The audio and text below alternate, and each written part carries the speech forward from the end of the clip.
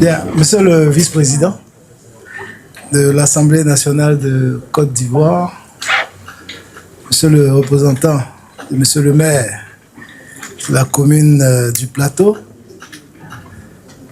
mesdames et messieurs les membres du corps diplomatique, monsieur le représentant de la Banque centrale des États de l'Afrique de l'Ouest, je vois l'ambassadeur de Côte d'Ivoire au Nigeria, le conseiller spécial, monsieur le président de la République, mesdames et messieurs, madame la présidente directrice générale de Zenith Bank Group, monsieur le directeur général de Zenith Bank Côte d'Ivoire, mesdames et messieurs, les directeurs généraux de l'administration publique et du secteur privé,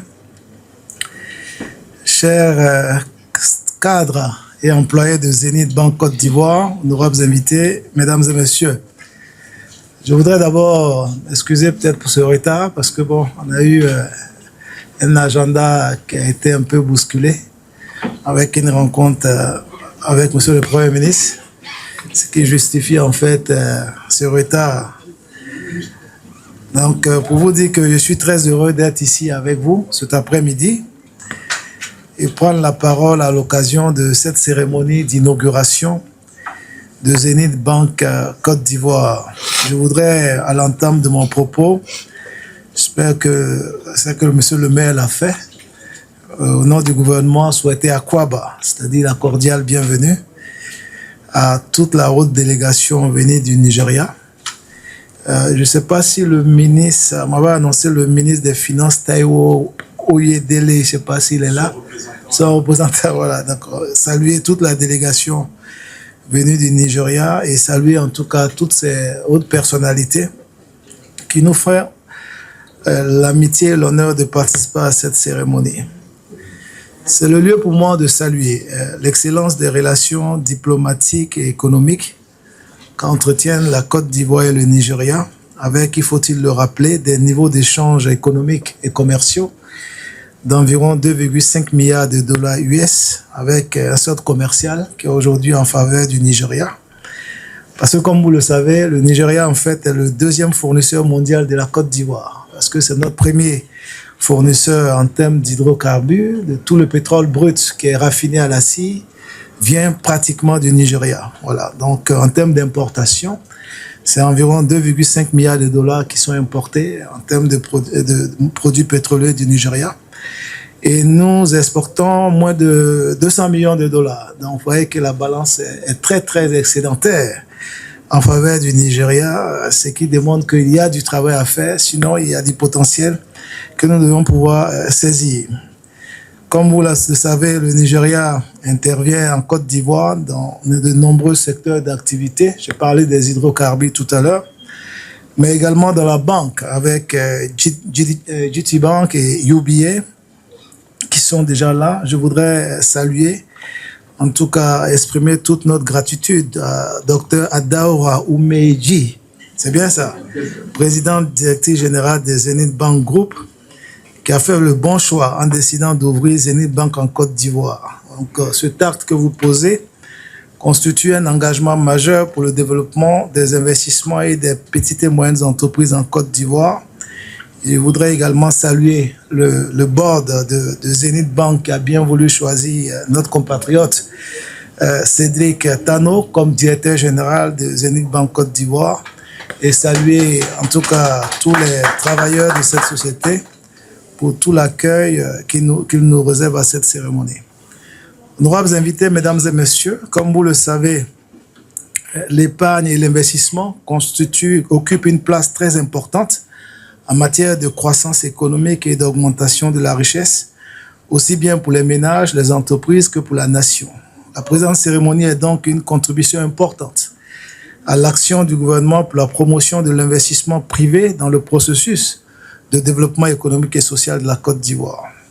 Pour investir, nous devons épargner ou disposer d'un patrimoine où l'investissement crée à terme de la richesse qui peut être épargné ou constituer un patrimoine. Tout comme l'épargne, l'investissement est une renonciation présente, une renonciation à la consommation immédiate, pour une richesse plus grande en vue d'un mieux-être futur. Ce sont donc des éléments clés d'une économie dynamique qui permettent aux banques, aux entreprises, aux ménages et à l'État de fonctionner de façon optimale. Toutes choses qui concourent à améliorer le bien-être des populations. Mais pour créer ce cycle vertueux, épargne et investissement, il est nécessaire de disposer d'une économie moderne où les actes de thésaurisation et les opérations hors cycle monétaire sont marginaux.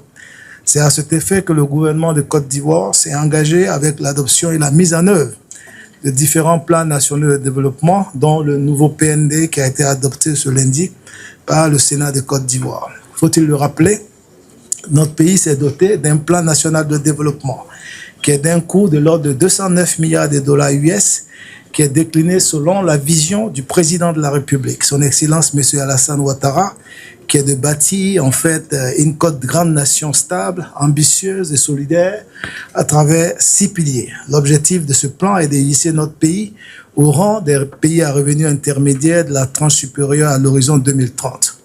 Honorables invités, mesdames et messieurs, à travers cet investissement, Zenith Bank a décidé de participer au développement du secteur bancaire, de contribuer à la bancarisation de la population et au développement du secteur privé, notamment au niveau des PME, des grandes entreprises, des entreprises et des tailles intermédiaires, et de contribuer à la création des richesses et d'emplois pour les jeunes et les femmes. Je reste convaincu que Zenith Bank Côte d'Ivoire va contribuer à faire éclore des partenariats bénéfiques entre la banque et les opérateurs économiques de Côte d'Ivoire afin de dynamiser nos secteurs économiques, d'améliorer leur compétitivité et leur productivité et de tirer avantage des opportunités qu'offre le marché de la CEDEAO avec plus de 420 millions d'habitants, la zone de libre-échange continentale africaine avec plus de 1,4 milliard de consommateurs. Je voudrais inviter Zenith Bank Côte d'Ivoire à soutenir le secteur privé dans la mise en œuvre du plan national de développement 2026-2030. Je voudrais par la même occasion lancer un appel à l'ensemble des opérateurs économiques et particulièrement aux entrepreneurs nationaux à s'engager davantage, à saisir toutes les opportunités d'investissement qui sont issues de ce nouveau PND.